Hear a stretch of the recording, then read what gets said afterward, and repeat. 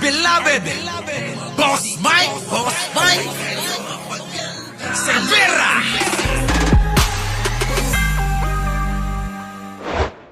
Si Beauty Queen and Bill. Eto na ngayon mga kababayan ko. Oo. Alam nyo ba na nagkakahalaga pala ng 30 million ang value nung litrato o anuman yung laman ng loob ng ampaw? Ang halaga daw nun ay 30 million. Grabe. Anong klaseng litrato yon mga kababayan ko? Pakinggan natin medyo lakasan nyo lang yung volume nyo at mahina eto na. Pasok, pakinggan nyo maigi. Nagsalita na si Beauty Queen and bilyonaryo heiress Samantha Padillo sa kinasasangkotang issue kasama ang showbiz friends na sina Rian Ramos at Michelle D. Matatandaang inakusahan sila ng nagpakilalang driver ni Ramos ng torture at illegal detention. Ang detalye sa Agenda Weekend Report ni Andrea Salve. Yan na.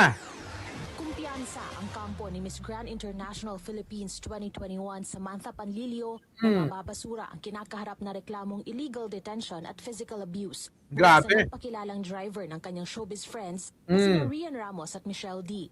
Matapos ang ilang araw na pananahimik, nitong Biyernes ay nagsalita na ang Beauty Queen. Ano? Naniniwala ang kampo ni Panlilio na pagkatapos ng malalimang investigasyon, Ay. madidinis ang reklamo ng driver na anilay pure fabrication.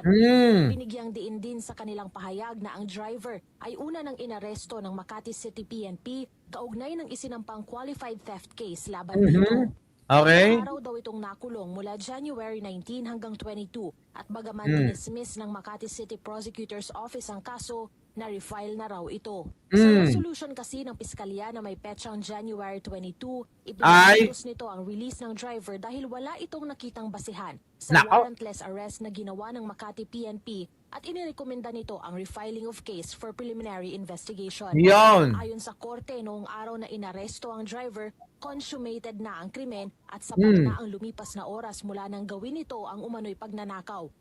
Sa affidavit na inihain ni D na siyang complainant sa kaso. Tapos, Nasuha ni D ang driver dahil sa umano'y pagtangay nito sa angpaw na naglalaman daw ng mga sensitibong larawan na nagkakahalaga ng 30 milyon.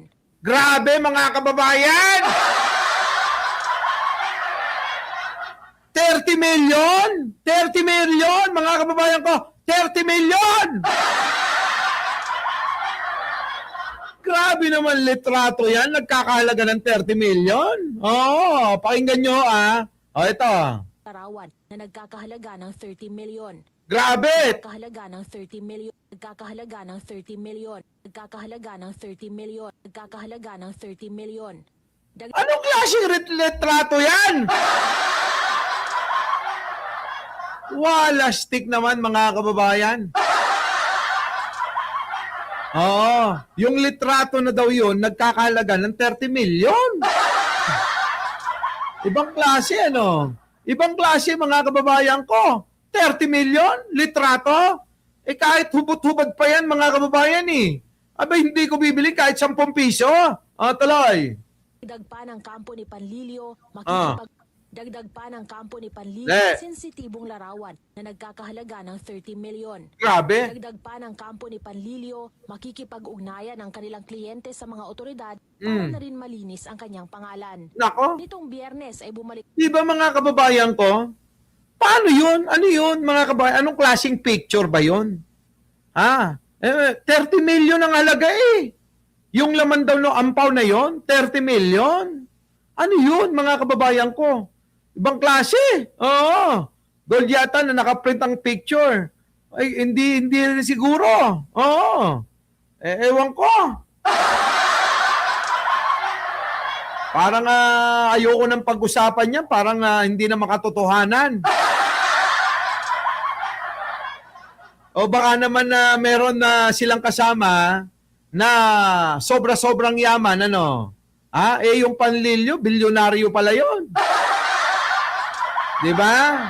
Baka naman na meron silang ginawang kakaiba ron, na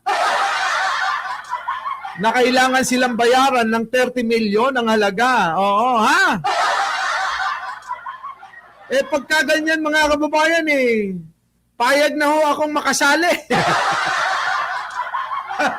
Ha? Kahit ho ano gawin nyo. Di ba? Oo. Kahit na pagurin nyo ako ng magdamag, okay lang. Eh kung 30 million naman ang bayad, abay okay lang ho ako. Oo. Kahit 5 kayo. Mga kababayan ko naman, no? Malaswa daw ng mga picture yung pong nilalaman. Eh, nagkakahalaga ng 30 million. Eh, baka gusto nyo, magpipresenta na ako. Ha? Okay lang ho, lamugin nyo ako. basta, kinaumagahan buhay pa ako. Di ba? Grabe. Anong klase yan? Oo. Kahit anong exhibition gawin nyo sa akin, okay lang ako.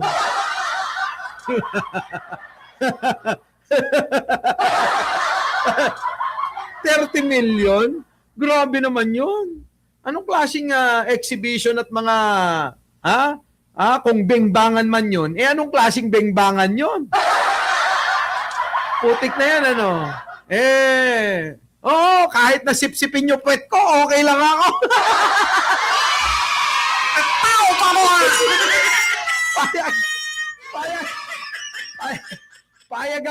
Payag ako, mga kababayan, oh. Iniisip ko ano pa bang kailangan sipsipin sa katawan ng isang tao? Sige, payag ako. Yung puwet ko, sisipsipin nyo, payag ako! Tao pa mo, 30 million? Putik na yan, mga kababayan ko. Ewan ko na lang. Oo. Bahala na ho.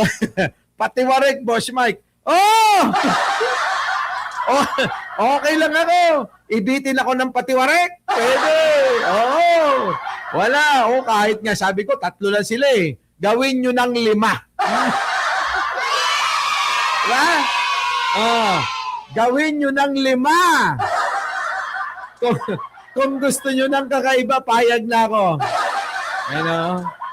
Tigpipiso. Tigpipiso, 30 million, ibabayad. Putik naman. Trak yan. Paano? Mga kababayan, napupunta na tayo sa kalokohan. Adi, babay na po mga kababayan at kita-kita po tayo. Anong oras na ba? Malay nyo, makapag-live pa ako ng isa.